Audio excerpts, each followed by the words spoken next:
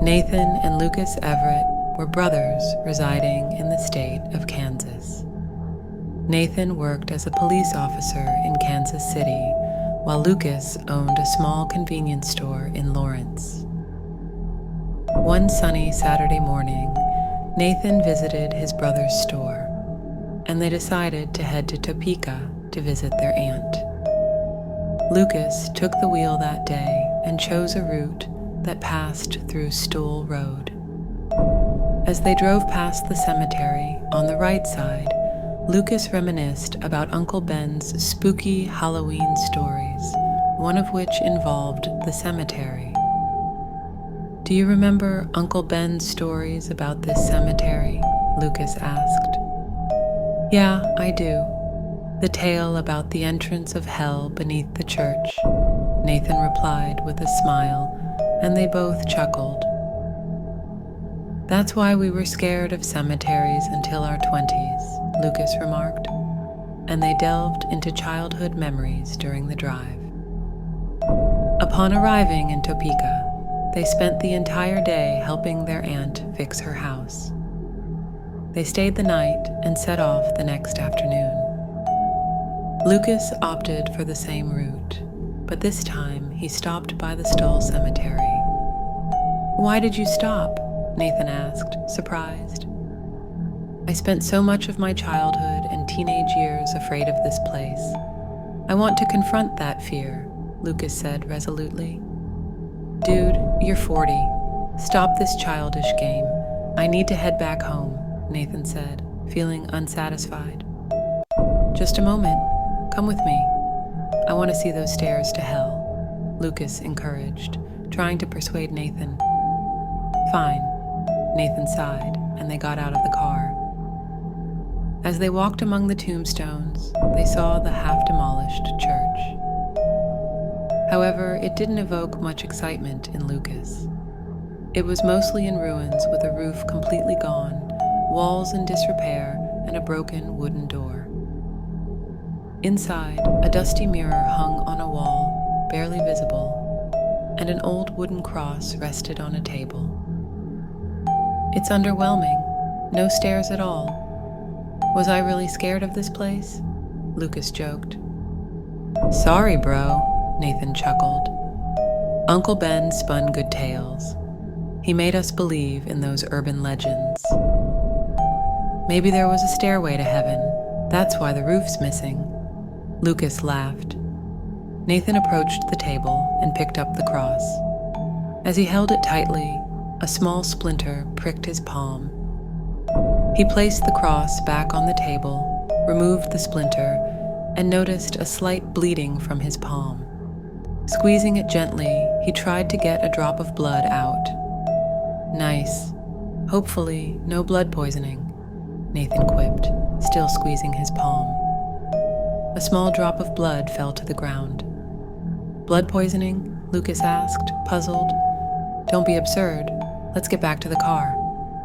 "Okay," Nathan agreed. The two brothers returned to the car and left the cemetery. Upon returning to his home in Kansas City, Nathan was plagued by an unfamiliar sense of unease. A constant feeling of impending unhappiness loomed over him, as if something unexpected could happen at any moment. That very night, he was tormented by a vivid dream about the church in Stull Cemetery. In the dream, the church stood intact with its roof, filled with people sitting on the benches, attentively listening to the pastor's sermon. However, there was a staircase leading into an abyss. As Nathan entered the church, all eyes turned towards him. Suddenly, the large crucifix behind the pastor inverted, and demonic figures emerged from the abyss, unleashing chaos and carnage in the church. Despite his attempts to flee, Nathan found himself immobilized. One of the creatures, wielding a dagger, approached and plunged it into him. Nathan jolted awake in a cold sweat, his heart racing. It had been a horrifying nightmare. Hastily reaching for the glass of water beside his bed, He took a moment to steady his breathing before attempting to sleep again. The following morning, he rushed through his morning routine, still haunted by the vividness of the dream. The unsettling nature of the nightmare lingered as he dressed in his police uniform and set out for the day. While waiting at a red light, his gaze fixated on a well-dressed woman crossing the pedestrian crossing. He observed her every move until she passed a couple engaged in a heated argument. Suddenly, the man pulled out a knife and began attacking the woman, blood staining the pavement. Nathan was stunned, but quickly sprung into action, exiting his car and drawing his weapon.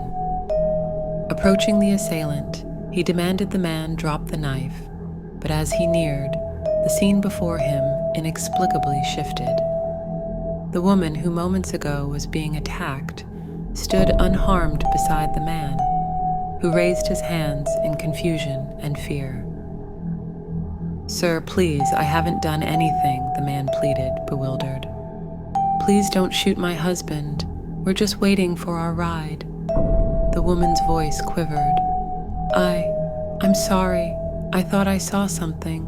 Please forgive me." Nathan stammered in apology, a sense of disorientation clouding his thoughts. He realized he had been hallucinating, yet the experience felt unnervingly real. The events of that day consumed Nathan's thoughts. It was an unprecedented occurrence for him, leaving him perplexed and preoccupied over the following weeks. On a Sunday evening, Nathan had dinner with his girlfriend in a restaurant. Everything appeared ordinary until the end of the meal, when two men engaged in a loud argument at the cashier's counter. All eyes turned to them, including Nathan's, as he observed the escalating situation. As a police officer, he readied himself to intervene if necessary.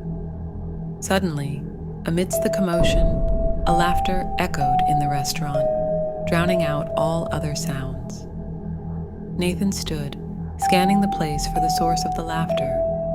His girlfriend, Catherine, gripped his arm tightly and screamed, "Nathan, run!" Following Catherine's hold, a bizarre silence enveloped the restaurant, with only her scream echoing. Then, the cacophony of noises returned abruptly. Catherine looked frightened, and chaos erupted as people started screaming and taking cover. The two arguing men drew their guns, initiating a perilous standoff at close range. Nathan reacted instinctively, drawing his weapon. Advancing cautiously, he shouted, "Drop your weapons," attempting to regain control of the situation. "Nathan?" Catherine's voice cut through the chaos, causing him to pause. He was startled, shaken from the trance-like state. The two men, now trembling, raised their hands. "Sir, we're good. We're friends. Just a small argument. We ain't have no weapons on us," one of the men said, his voice trembling with a mix of fear and confusion. Nathan froze, the weight of the situation sinking in. The restaurant had fallen silent, every eye fixed upon him, waiting for his next move. I apologize. I'm a police officer. I thought I saw something," Nathan managed, his voice shaky with regret and uncertainty.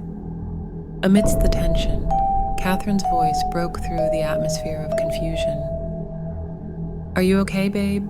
she inquired, her concern palpable. "I want to go," Nathan declared, feeling the weight of the bizarre and disorienting incident pressing down on him. The nightmarish experience Nathan endured was a terrifying continuation of his troubling episodes. Feeling shaken and exhausted, Nathan finally confided in Catherine about his harrowing hallucinations. His fear of losing his grip on reality consumed him.